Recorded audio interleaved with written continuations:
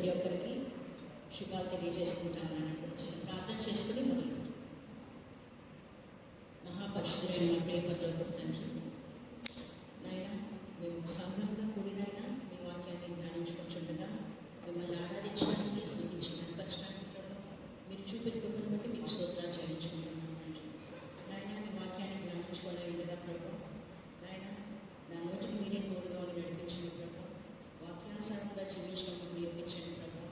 నాయన ఏ మాటలైతే చెప్పబోతూ ఉన్నానో ప్రభావ, అది నా జ్ఞానాన్ని ఉపయోగించి కాక ప్రభావ, నా జ్ఞానాన్ని గుర్తువేసి ప్రభావ మీ జ్ఞానంతో నడిపించండి.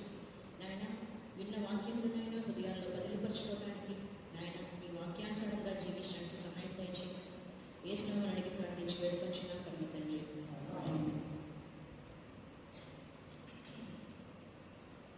వాక్య సందేశం మొదలయ్యడానికి ముందు ఒక చిన్న సాక్ష్యం చెప్పాలని అనుకుంటున్నానండి.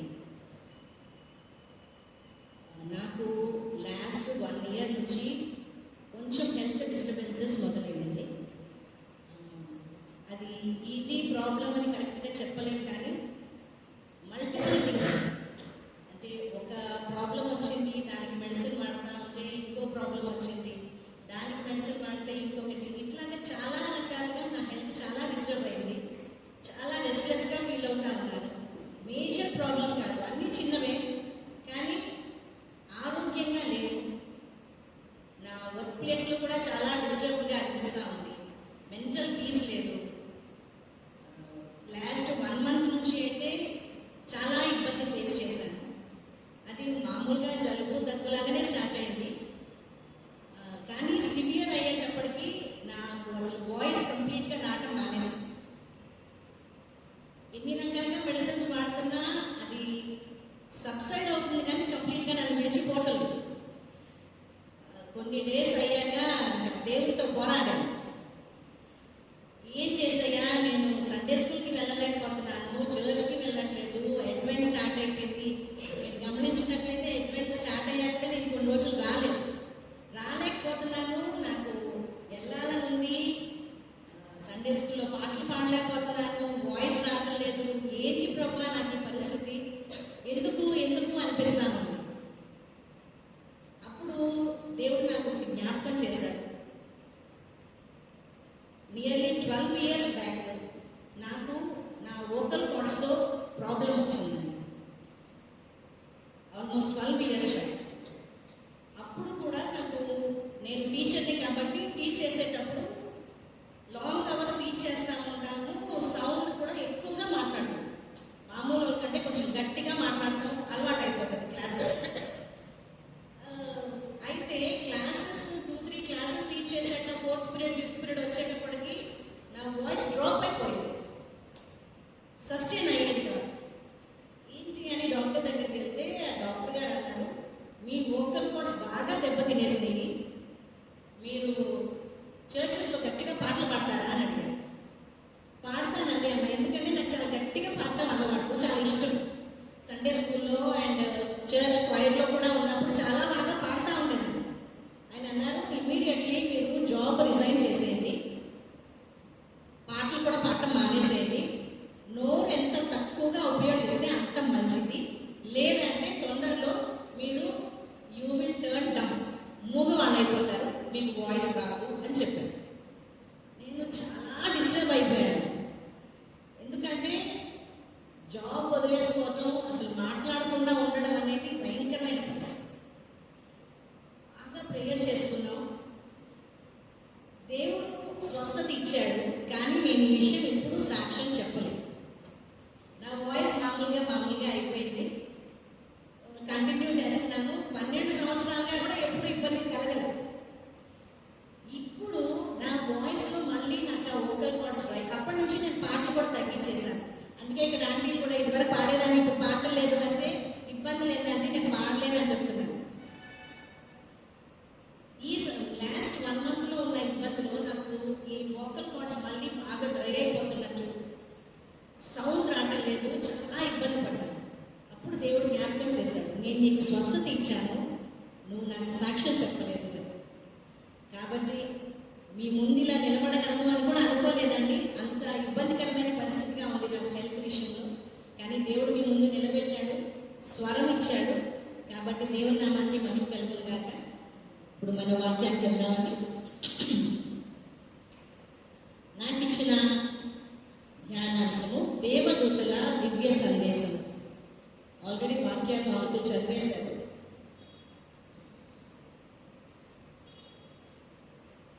సో దేవదూత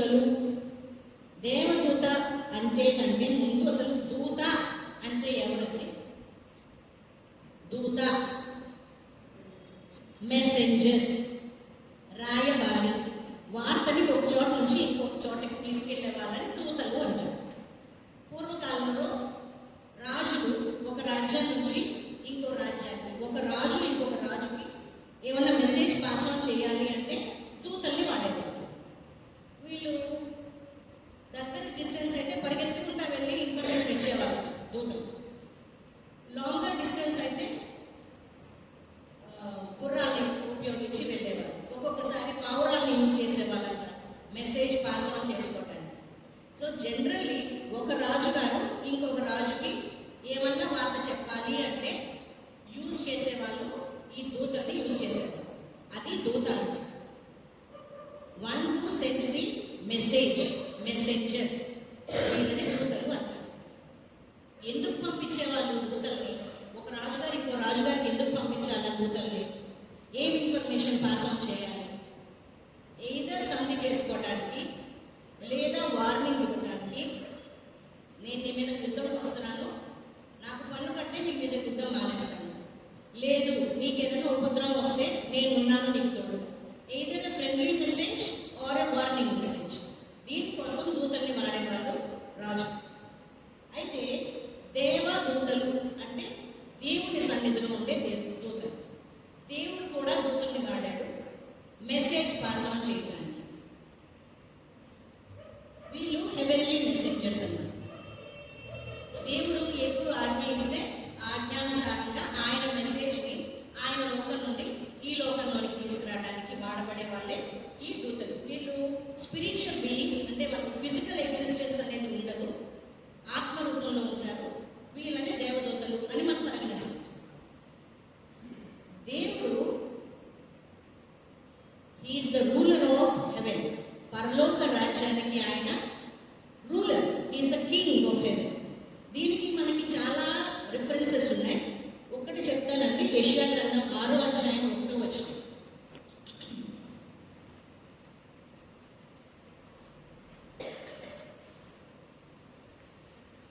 యెషయా గ్రంథం 6వ అధ్యాయం 1వ వచనంలో, అత్యున్నతమైన సింహాసనం నందు ప్రభువు ఆసీనుడై ఉండగా నేను చూచితిని. మహా గొప్ప అధ్యాయంలో కిందకి వెళ్తే ఎంతమంది ఆయన ప్రకాశమానైన ఆయన ఎగ్జిస్టెన్స్ని, ఆయన చుట్టూ ఉన్న కెరూబుల్ని, సెరూబుల్ని, వారి స్ట్రక్చర్ని, ఆ గ్లోరీని అంతా డిస్క్రైబ్ చేస్తూ ఉంటారు అక్కడ యెషయా గ్రంథం 6వ అధ్యాయం.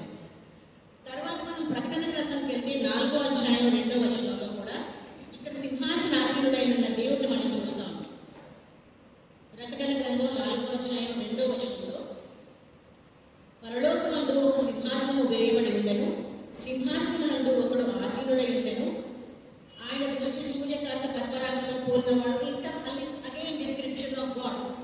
ప్రకటన గ్రంథంలో చాలా సందర్భాల్లో దేవుడు సింహాసనం మీద ఆసీనుడై ఉన్నాడని, ఆయన రూపం ఎలా ఉందో, ఎంత తేజోమయుడై ఉన్నాడో ఈ డిస్క్రిప్షన్ అంతా మనకి ప్రకటన గ్రంథంలో ఉంటుంది. ఇంకా చాలా సందర్భాల్లో చాలా వాక్యాల్లో ఉంటుంది. So these all things tell that God is the ruler of heaven. పరలోక రాజ్యానికి ఆయన అధిపతి, అధికారి. అక్కడ రాజ్యాన్ని ఏలేవాడు దేవుడు. ఒక రాజు ఇంకో రాజుకి వర్తమానం పంపించాలంటే దూతని వాడతారు. పరలోక రాజ్యపు రాజు మెసేజ్ పాస్ చేయడానికి దేవదూతని వాడుతున్నాడు. ఎక్కడికి వస్తున్నారు ఈ దేవదూతలు? పరలోకం నుండి భూలోకానికి వస్తున్నారు. మరి భూలోకంలో ఏ రాజు ఉన్నాడండి? భూలోకంలో రాజులు ఎవరు? ఆ రాజుగారు, పరలోకపు రాజుగారు భూలోకంలో రాజు దగ్గరికి మెసేజ్ని పంపిస్తున్నారు.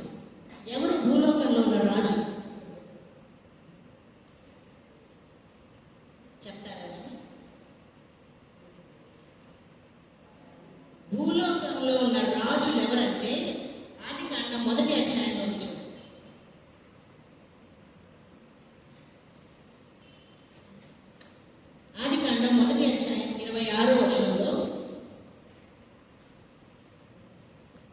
దేవుడు మన స్వరూపమందు మన పోలిక చొప్పున నరులను చేయుదము, వారు సముద్రపు చేపలను, ఆకాశ పక్షులను, పశువులను, సమస్త భూమిని, భూమి మీద ప్రాకు ప్రతి జంతువును ఏం చేస్తారంట? ఏలుదురుగాక అని పలికి. ఏలే వాళ్ళని ఏమంటాం? రాజులను. ఎవరంట రాజులు? భూలోకంలో ఉన్న రాజులు మనమే, నరులమే. We are the rulers. 28వ వచనంలో కూడా చూడండి. మీరు ఫలించి అభివృద్ధి పొంది విస్తరించి భూమిని నిండించి దానిని లోపరచుకొని సముద్రపు చేపలను, ఆకాశ పక్షులను, భూమి మీద ప్రతి జీవిని ఏలుడి అని దేవుడు వారితో చెప్పాను. మీరు ఏలండి, you are the rulers of earth. ఎవరు చెప్పారు ఈ మాట? దేవుడు చెప్పాడు. ఎవరికి చెప్పాడు? నరునికి చెప్పాడు. ఇదే మాట చాలా అద్భుతంగా సంకీర్తన గ్రంథంలో ఉంటుందండి. చాలా ఇష్టం ఆ అధ్యాయం. కీర్తన గ్రంథం 8వ అధ్యాయం.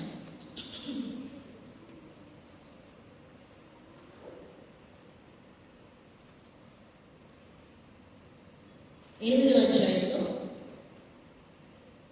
5వ వచనం చూడండి.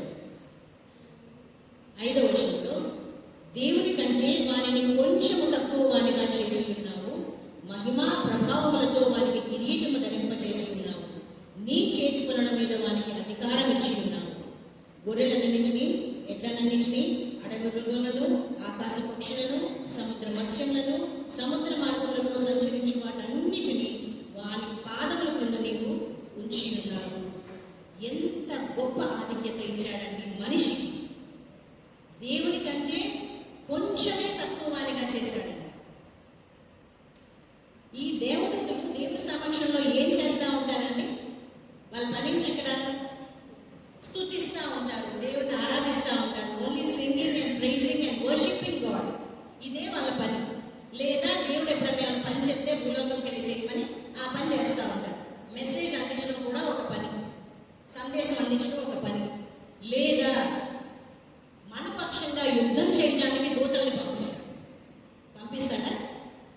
ఇశ్రాయేలీయులు, నేను అధ్యాయం చదువుతున్నప్పుడు చాలాసార్లు అనిపిస్తుంది, వాళ్ళు ఎక్కడ యుద్ధం చేయలేదు. చాలా తక్కువ సందర్భాల్లో వాళ్ళు యుద్ధాలు చేశారు. మీరు ఊరక నిలుచుండి చూడుడి, యుద్ధం చేసేస్తాడు దేవుడు. వీళ్ళు బాగు తిరిగి అక్కడ నిలబడుకుంటే యుద్ధం జరిగిపోతుంది, వీళ్ళు విక్టోరియస్ అయిపోతారు. ఎవరు చేశారు వీళ్ళు పక్షంగా యుద్ధం? దేవదూతలు పంపించి యుద్ధం చేయించాడు దేవుడు. ఒక సందర్భంలో అయితే ఒకే ఒక్క దూత వచ్చి ఒక్క రాత్రిలో 1,85,000 మందిని సంహరించేసింది. That is the power of an angel. ఒక్క దూత ఒక్క రాత్రిలో 1,85,000 మందిని చంపటం అంటే just imagine the power of an angel. ఎంత శక్తివంతమైనవి ఏంజెల్స్. అలాంటి ఏంజెల్స్ని ఏం చేస్తున్నాడు దేవుడు? మనకి వార్త అందించడానికి, మనల్ని కాపాడటానికి పంపిస్తున్నాడు. యెహోవా యందు భయభక్తులుగా వారి చుట్టూ ఆయన దూతలు కావలి కాయను. మనకి కావలి కాస్తారండి వాళ్ళు. అంటే మనం గ్రేటా, ఏంజెల్ గ్రేటా? మనం గ్రేటా, ఏంజెల్ గ్రేటా? మనకి ఇచ్చాడు ఆధిక్యత దేవుడు. మీరు రూలర్స్. మనకి మినిస్టర్ గారు లేదా సెలబ్రిటీస్ వెళ్తా ఉంటే బౌన్సర్స్ ఉంటారు గార్డ్ చేయడానికి వాళ్ళు. అలాగా మనకెవరున్నారంట? మనకి ఏంజల్స్ ఉన్నారు, గార్డియన్ ఏంజల్స్ ఉన్నారు. మనల్ని గార్డ్ చేస్తూ ఉంటారు, సంరక్షిస్తూ ఉంటారు. ఎంత ఆధిక్యత ఇచ్చాడు దేవుడు మనకి.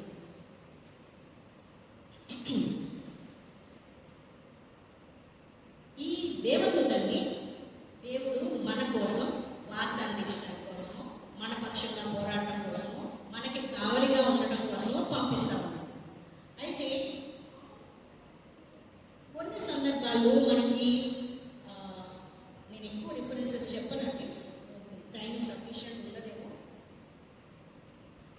ఏ సందర్భాల్లో దూతలు వచ్చి వార్త అందిస్తారు అంటే, ఏదన్నా మంచి విషయం జరగబోతుంది అని చెప్పడానికి, లేదా చెడు జరగబోతుంది జాగ్రత్త పడండి అని కానీ, లేకపోతే కరువు రాబోతుంది, నాశనం చేయబోతున్నాను, మీ హృదయాలు మార్చుకుని దేవుని వైపు తిరగండి, ఇలా రకరకాల మెసేజెస్ దేవుడు పంపిస్తూ ఉంటాడు.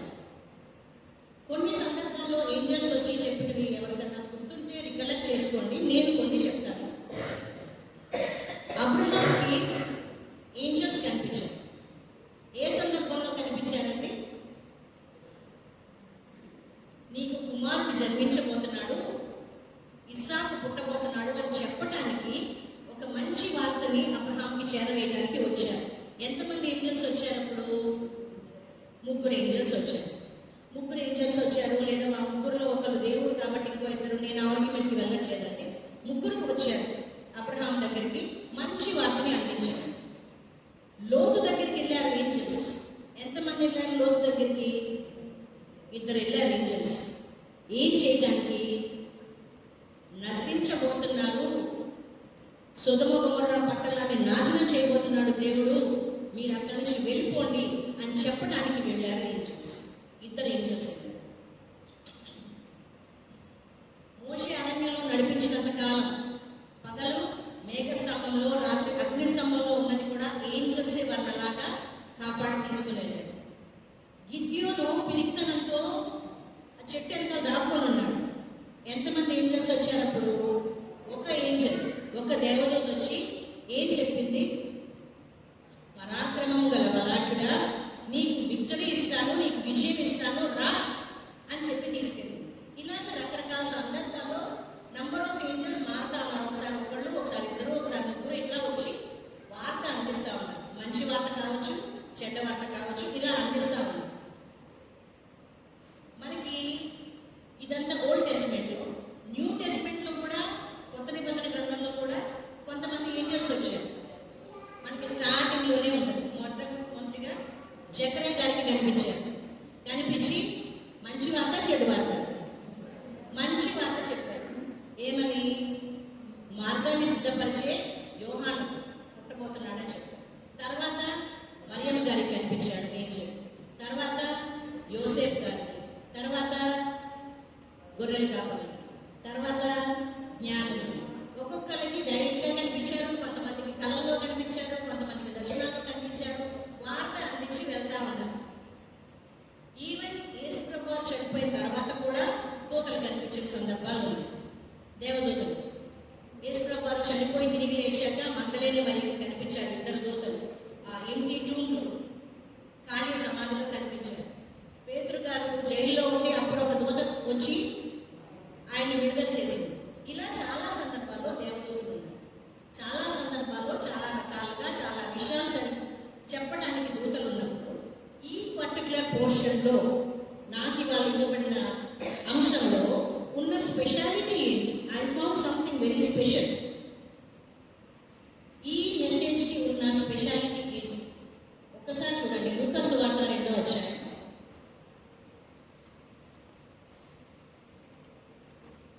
ఇక్కడ దేవదూతలు చెప్తున్న సందేశం, దేవదూతలు ఇస్తున్న మెసేజ్ ఈజ్ వెరీ స్పెషల్.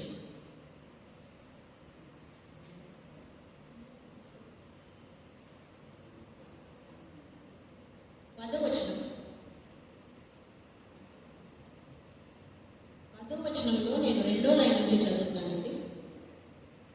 ఇదిగో ప్రజలందరికీ కలుగబోవు మహా సంతోషకరమైన సువర్తమానము నేను మీకు తెలియజేయుచున్నాను. ఈ వార్త ఎవరి కోసం? ఇప్పటిదాకా మనకు ఉన్న చాలా మెసేజెస్ అన్నీ కూడా మీకు మంచి జరుగుతుందో చెడు జరుగుతుందో, ఒక మనిషికి సంబంధించో, లేకపోతే ఒక కంట్రీకి సంబంధించో, ఒక ప్రాంతానికి సంబంధించో, ఒక తెగకి సంబంధించిందో అయ్యింది. ఈవెన్ మరియమ్మ గారికి చెప్పింది కూడా ఆవిడ ఒకదానికి సంబంధించింది. నీకు కుమారుడు పుడతాడు, అబ్రహాముకు కూడా నీకు కుమారుడు పుడతాడు. లోతుకి పట్టణం, ఒక ప్లేస్ గురించి, ఒక సందర్భంలో, ఒక మనిషి గురించో చెప్పడం జరిగింది. కానీ ఈ వార్త ఎలాంటి వార్త? ఎవరికి సంబంధించిన వార్త ఇది? ప్రజలందరికీ సంబంధించిన వార్త. ఎలాంటి వార్త? మహా సంతోషకరమైన సువర్తమానం. ఇంగ్లీష్లో కూడా చాలా చక్కగా ఉంటుందండి. ఎలా ఉంటుంది English? Good news of great Joy for all men. ఒక్కరికి సంబంధించింది కాదు, ప్రతి ఒక్కరికి. ఏ దేశస్థుడైనా, ఏ ప్రాంతం వాడైనా, ఏ జెండర్ వాళ్ళైనా, ఏ రంగులో ఉన్నా, ఏ మతానికి సంబంధించిన వాళ్ళైనా, ఏమీ భేదం లేదు. ప్రతి ఒక్కరికి సంబంధించిన వార్త ఇది. మంచి వార్త, సువర్తమానం. ఈ వార్త వింటే మీకు మహా సంతోషం కలుగుతుంది.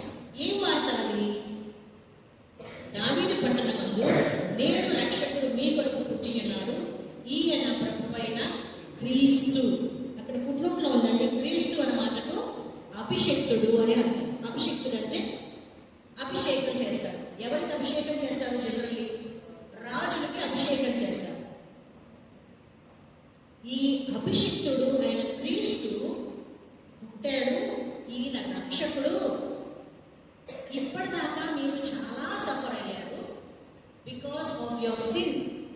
దేవుడు మిమ్మల్ని రూలర్స్గా చేస్తే మనం ఏం చేశామంటే పాపాలను చేసుకుంటా దేవునికి అధేయంగా ప్రవర్తించి ఆ ఆధిక్యతని, ఆ అధికారాన్ని కోల్పోయాం కాబట్టి మళ్ళీ మీకు తిరిగి అధికారం ఇవ్వటానికి, మీ కన్నీరు తుడవడానికి ఒక రక్షకుడు పుట్టాడు. ఇప్పుడు ఆ రక్షకుడు జన్మించాడు కాబట్టి మీకున్న కష్టాలన్నీ తీరిపోతున్నాయి, మీకున్న బాధలన్నీ తీరిపోతున్నాయి. ఈ వాక్యాలు యెషయా గ్రంథం 61వ అధ్యాయంలో చూడండి. ఇవాళ చదివిన వాక్యంలో అది ఉందండి.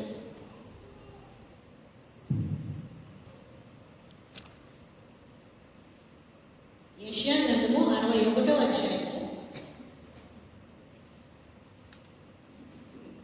మొదటి వచనం ఒక్కటే మనకి చదవబడిందండి పోర్షన్లో. అయితే ఆ అధ్యాయంలో చదివితే నేను ఎక్కడెక్కడ చదువుతాను చూడండి. దీనులకు సువర్తమానము ప్రకటించుటకు యెహోవా నన్ను అభిషేకించను, నలిగిన హృదయం గల వారిని దృఢపరచుటకు, చెరలో ఉన్న వారికి విడుదలను, బంధింపబడిన వారికి విముక్తిని. రెండవ వచనంలో దుఃఖాక్రాంతులందరినీ ఓదార్చుటకును, దుఃఖించు వారికి ఉల్లాస వస్త్రములు ధరింపజేయుటకును, బూడిదకు ప్రతిగా పూదండను, దుఃఖమునకు ప్రతిగా ఆనంద తైలమును, భారభరితమైన ఆత్మకు ప్రతిగా స్తుతి వస్త్రమును వారికిచ్చుటకు ఆయన నన్ను పంపి ఉన్నాడు. కష్టంలో, బాధలో, వేదనలో, దరిద్రతలో ఉన్న వారందరినీ రక్షించటానికి, వారికి మేలు కలిగేలా ఉండటానికి ఈ రక్షకుడు పుట్టాడు. ఇంకా కిందకెళ్ళాం, చాలా ఉందండి. మీరు యెహోవాకు యాజకులు అనబడతారు.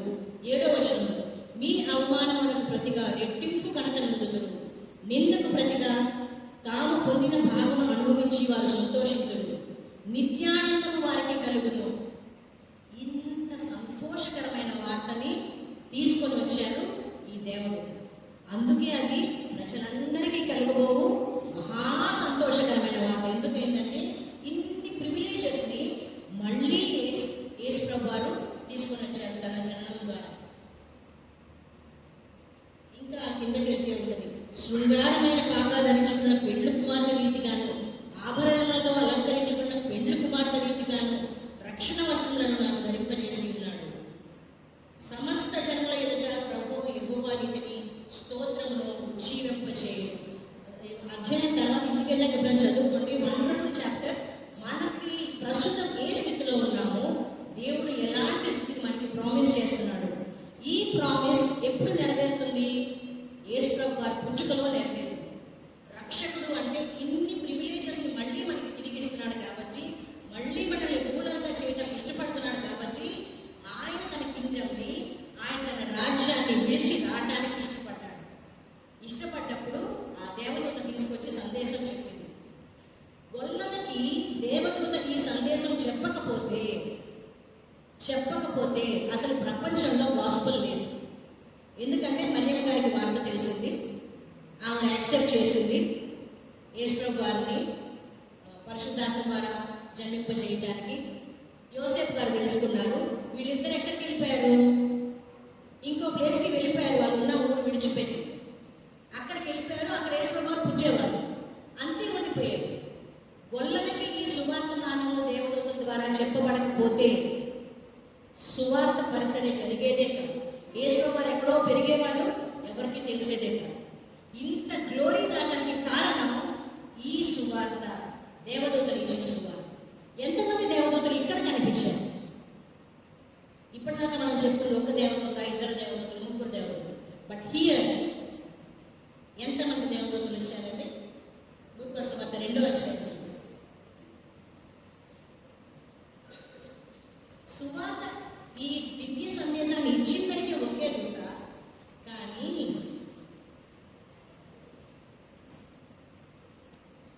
ఆ దూత చెప్పేసింది ఈయన ప్రభు అయిన క్రీస్తు, దానికి ఇదే మీకు ఆనవాళ్ళు కూడా చెప్పింది ఎలాగ ఆయన్ని రికగ్నైజ్ చేయాలి. ఒక శిశువు పొత్తి గుడ్డలతో చుట్టబడి తొట్టిలో పడుకొని ఉండటం మీరు చూచేది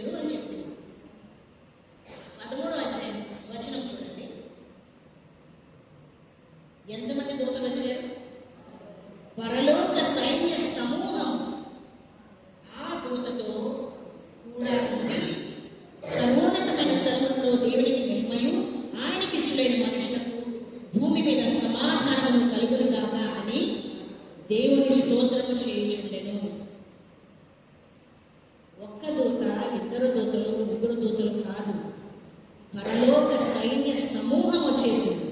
ఎంత మంది ఉంటారో కదా ఆయన సైన్య సమూహం. యేసు గారు కూడా ఒక సందర్భంలో అంటారు, పేతురు గారు చెవి నరికేసినప్పుడు, నాకు పవర్ లేదనుకుంటున్నావా, నేను చెప్తే దేవుడు నా కోసం ఇంతమంది ఏంజల్స్ని పంపిస్తాడు కదా, దానికన్నా నంబర్ ఉంది. 12 వ్యూహాల సైన్యం అని ఉంటుంది. 12 వ్యూహం అంటే ఇంత అని నంబర్ ఉంటుంది. కానీ ఇక్కడ నంబర్ కూడా లేదు. Countless number, innumerable number of angels. ఒక్క ఏంజలే ఎంత జైగాంటిక్ ఫిగర్ అయి ఉంటుంది. అలాంటిది సైన్య సమూహం మొత్తం వచ్చేసారు ఇక్కడ. అసలు నిజంగా ఇమాజిన్ చేసుకుంటే గొర్రెల కాపర్లకి ఎంత ఆధిక్యత. మనం ఒక ఏంజల్ని కూడా చూడలేదు ఎప్పుడు, చాలా డిస్టెన్స్లో కూడా ఎప్పుడు చూడలేదు. వాళ్ళు దగ్గరగా చూశారు, ఒక ఏంజల్ని చూశారు, ఒక ఏంజల్కే భయపడిపోయారు. అయితే ఎప్పుడైతే ఈ వార్త ఆ ఏంజల్ కంప్లీట్ చేసిందో వెంటనే సైన్య సమూహం మొత్తం వచ్చి స్తుతిగానాలు పాడారు. అసలు ఆ సీన్ ఇమాజిన్ చేసుకోండి ఎలా ఉంటుందో. దూతలందరూ వచ్చి పాడటమేంటి, వీళ్ళు వింటమేంటి, అసలు వండర్ఫుల్. అంత ఆధిక్యత ఈ గొర్రెల కాపురం పొందారు. వర్తమానం అందించారు, వాళ్ళు వచ్చిన పని అయిపోయింది. దేవాది దేవుడు వాళ్ళ రాజు భూలోకంలో నరుని రూపంలో జన్మించాడని ప్రైజింగ్ గాడ్, వర్షిపింగ్ గాడ్ వాళ్ళందరూ వచ్చారు, చెప్పారు, స్తుతించారు, అయిపోయింది. 15వ వచనం చూడండి. ఆ దూతలు తమ యొద్ద నుండి పరలోకములకు వెళ్ళిన తర్వాత వచ్చారు, చెప్పారు, పని అయిపోయింది. అయిపోయాక ఏం చేసేసారు? మళ్ళీ వెళ్ళిపోయారు. ఎక్కడికి వెళ్ళిపోయారు? ఎక్కడి నుంచి వచ్చారో అక్కడికి వెళ్ళిపోయారు. మళ్ళీ పరలోకానికి వెళ్ళిపోయారు. వార్త అందుకున్నది ఎవరు? గొర్రెల కాపర్లు వార్త అందుకున్నారు. ఈ అందుకున్న గొర్రెల కాపర్లు ఏం చేశారు? జరిగిన ఈ కార్యమును ప్రభు మనకు తెలియజేయించి ఉన్నాడు, మనము బెత్లెహేమునకు వెళ్ళి చూతం రండి అని ఒకరితో ఒకరు చెప్పుకొని త్వరగా వెళ్ళి మరియను, యోసేపును, తొట్టులో పండుకొనిన శిశువును చూచి. గొర్రెల కాపర్లకి ఎప్పుడు అందించబడిందండి? యేసు ప్రభు పుట్టిన తర్వాత ఎన్నో రోజు అందించబడింది? Immediately the same day. అక్కడ ఉంది చూడండి.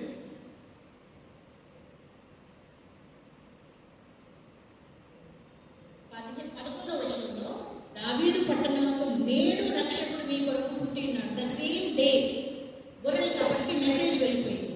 మెసేజ్ వెళ్తే వీళ్ళు ఏం చేశారు? ఆ పుట్టిన తర్వాత చూద్దామని అనుకున్నారా? అనుకోలేదు. వెంటనే బయలుదేరారు వాళ్ళు కూడా. త్వరగా వెళ్ళి మరియను, యోసేపును, తొట్టులో పండుకుని శిశువును చూచింది. వాళ్ళకి ఎంత సంతోషం, ఎంత ఉల్లాసం. మోరోవర్ ఆ ఏంజల్ సమూహాన్ని, దేవదూతల సమూహాన్ని ఎప్పుడైతే చూశారో వాళ్ళు అన్బిలీవబుల్ థింగ్. అయితే మాకు ఈ ఆధిక్యత వచ్చింది, దేవాది దేవుడు తన కుమారుని పంపించాడు ఈ లోకంలోనికి. ఇది అద్భుతమైన వార్తని చూడటానికి బయలుదేరారు. చూశారు, మరియమ్మని చూశారు, యోసేపుని చూశారు, శిశువుని చూశారు. చూశాక ఏం చేశారు? వారు చూచి ఈ శిశువుని గురించి తమతో చెప్పబడిన మాటలు ప్రచురము చేసిరి. This is very important. చూశారు, తెలుసుకున్నారు, ఒక అద్భుతమైన ఎక్స్పీరియన్స్ వచ్చింది వాళ్ళకి. దాన్ని దగ్గర పెట్టుకోలేదు, దాన్ని ప్రచురము చేశాడు. గొర్రెల కాపరులు తమతో చెప్పిన సంగతులను గురించి విన్న వారందరూ మిక్కిలి ఆశ్చర్యపడిరి. వాళ్ళకి జరిగిన ప్రతి విషయం, దేవదూత కనిపించడం, దేవదూతల సమూహం రావడం, రక్షకుడి గురించి వార్త అందించడం, వీళ్ళు నిజంగా వెళ్ళి ఆ ప్లేస్కి అక్కడ చూడటం, దర్శించడం, ఇవన్నీ చెప్పినప్పుడు విన్న వాళ్ళందరూ ఆశ్చర్యపోయారు. 20వ వచనం ఎండింగ్లో, గొర్రెల కాపరులు తమతో చెప్పబడినట్టుగా తాము విన్నవాటిని, కన్నవాటిని గురించి దేవుని మహిమపరచుచు స్తోత్రము చేయుచు తిరిగి వెళ్ళింది. వాళ్ళకి అప్పగించిన పనిని, వాళ్ళ టాస్క్ని వాళ్ళు కంప్లీట్ చేసేసారు. అయితే గొర్రెల కాపరులకి అందించబడిన వార్త ఓన్లీ యేసు ప్రభు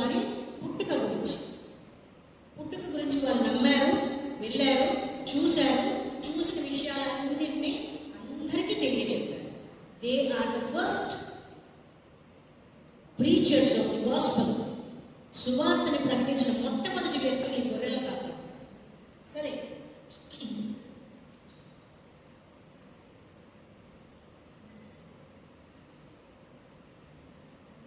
ఈ మంచి సువార్త ప్రజలందరికీ కలుగుపోవు మహా సంతోషకరమైన సువర్తమానము మనకి తెలుసా? మనకి తెలిసిందా? మనకి ఎప్పుడు తెలిసిందండి? మనకి 2000 years బ్యాకే తెలుసు. 2000 సంవత్సరాల క్రితమే మనకి తెలియపరచబడింది. మనకి పుట్టుకొక్కటి తెలియదు, పుట్టుక తర్వాత జరిగిన విషయాలన్నీ తెలుసు. యేసుప్రభు వారి జననం తెలుసు, యేసుప్రభు వారి జీవితం తెలుసు, ఆయన సూచక్రియల అద్భుత కార్యాలు తెలుసు, ఆయన మరణం తెలుసు, ఆయన పునరుద్ధానం తెలుసు, ఆయన పరలోకానికి తిరిగి వెళ్ళటం తెలుసు, అక్కడ నుంచి ఆయన పరిపాలిస్తున్నది కూడా తెలుసు. ఇన్ని మంచి విషయాలు తెలుసుకొని మనం ఏం చేస్తున్నాం? గొర్రెల కాపరిలాగా మనం మెసేజ్ పాస్ ఆన్ చేస్తున్నామా? స్ప్రెడ్ చేస్తున్నామా గాస్పెల్ని? మనకు కూడా బెత్లెహేమ్ వెళ్దాం. చాలా మందికి ఆశ ఉంటుంది, బెత్లెహేమ్ వెళ్ళాలి, హోలీ ల్యాండ్ టూర్ వెళ్ళాలి, యేసుప్రభు వారు జన్మించిన స్థానం, యేసుప్రభు వారు శ్రమ పడిన ప్లేస్, చాలా మంది. అది తప్ప నేనేమంటలేదండి. అంటే ఆ ఆసక్తి ఉంటుంది, నిజంగా యేసుప్రభు వారు నడిచిన మార్గం చూడాలని. కరెక్టే, ఆసక్తి ఈజ్ వెరీ గుడ్. అయితే నిజంగా యేసుప్రభు వారిని మనము ఆ పశువుల పాకలో దర్శించగలుగుతున్నామా? ఆయన ఏ మహిమను, ఏ పవర్ని, ఏ అథారిటీని విడిచిపెట్టి ఈ లోకంలోనికి వచ్చాడో, ఎందుకు వచ్చాడో, మనం కోల్పోయిన మన అధికారాన్ని, మనం కోల్పోయిన మన కిరీటాన్ని, మనం కోల్పోయిన మన రూలింగ్ పవర్ని మనకి తిరిగి ఇవ్వడానికి ఆయనకున్న సమస్తమైన మహిమను విడిచిపెట్టి వచ్చాడే, అది మనం గ్రహిస్తున్నామా? ఆయన పుట్టుకలో ఎంత దీనమైన పుట్టుక యేసుప్రభు వారు. అంత దీనత్వంలోనికి వెళ్ళాడు. ఎందుకు? మన కోసం. ఇది గ్రహిస్తున్నామా? ఆ ప్లేస్కి మనం వెళ్ళగలుగుతున్నామా? మన ఆలోచనల్లో ఆ గ్రహింపు మనకుందా? తన సమస్తాన్ని విడిచిపెట్టి నా కోసం వచ్చాడు, నేను చేసిన పాపాల కోసం వచ్చాడు, నాకు తిరిగి అధికారం ఇవ్వటానికి వచ్చాడు, నా కోసమే శిలువ మరణం పొందాడు, నా కోసమే తిరిగి లేచి మళ్ళీ అక్కడ వెయిట్ చేస్తున్నాడు. Yes, Jesus is waiting for us. ఎవరెవరు ఎప్పుడు వస్తారా నా దగ్గరికి, నా మార్గంలో నడిచి నా కొరకు పనిచేసే వాళ్ళు ఎవరు వస్తారా అని గాడ్ ఈజ్ వెయిటింగ్. ఆయన చేతులు చాచి వెయిట్ చేస్తా ఉన్నాడంట, ఎవరు వస్తారా ఆయన దగ్గరికి అని. అక్కడికి వెళ్తున్నామా? It's not the holy land we should go. God wants us to go to his holy land. పరలోకానికి వెళ్ళాలని ఆశపడతా ఉన్నాడు. మన ఆత్మ నశించకూడదని, మనల్ని రూలర్స్గానే చూడాలనుకుంటున్నాడు, ఆ ఆధిక్యతే ఇవ్వాలనుకుంటున్నాడు. ఈరోజు దేవదూతలు మనకి ఇచ్చిన సందేశం, ఆ రోజు గొర్రెల కాపరికి ఇచ్చిన సందేశం. గొర్రెల కాపర్లు విన్నారు, దేవుని కోసం పనిచేశారు, దేవుని వాక్యాన్ని ప్రచురణ చేశారు. ఇన్ని విషయాలు తెలుసుకున్నాం. మనము దేవుని కోసం పనిచేస్తున్నామా? దేవునికి ఇష్టంగా ఉంటున్నామా? దేవుని సువార్త ప్రకటించే వారంగా ఉంటున్నామా? దేవునికి దూతలుగా పనిచేస్తున్నామా? మన మాటల్లో, మన చేతల్లో, మన తలంపుల్లో దేవుని కష్టపెట్టే వారిగా ఉంటున్నామా? ఇష్టపెట్టే వారిగా ఉంటున్నామా? దేవుడు ఎందు నిమిత్తమైతే ఈ లోకంలోనికి వచ్చాడు, ఎందుకోసమైతే అంత దీనమైన లైఫ్ని ఇక్కడ లీడ్ చేశాడు, అది గ్రహించి మనము మళ్ళీ ఆ స్థానానికి వెళ్ళడానికి దేవుడు ఇష్టపడతా ఉన్నాడు. దానికోసం మనం సిద్ధపడాలి. ఒక మంచి పాట ఉంటుందండి, మనకి దేవుడు ఏమేమి పేర్లు పెట్టాడు? రాజులు, యాజకులు, శూద్రులు, రాజనందనుల నెడిపేలను, రాజరాజకు దేవుడొసగెను, రాజితంబున క్రైస్తవులకును. ఎవరు అంటే మనం? రాజులు, యాజకులు, శుద్ధులు, రాజనందనులు అంటే రాజకుమారులు. ఈ పేరు మనకి పెట్టాడు. ఎవరు పెట్టారు? రాజరాజకు దేవుడే వసగి. ఎవరికి ఇచ్చాడు? రాజితంబుగా క్రైస్తవులకందరికీ ఈ పేర్లు ఇచ్చాడు. మరి మన జీవితంలో దేవుడికి ఇష్టమైన వారిగా, దేవుడు మనల్ని ఏ స్థితిలో ఉండాలని కోరుకుంటున్నాడో ఆ స్థితికి వెళ్ళడానికి దేవుడు కృప చూపించాలని ప్రార్థన చేద్దామండి. నాకు ఈ సమయం ఇచ్చిన ప్రతి ఒక్కరికి వందనాలు తెలియజేసుకుంటాను.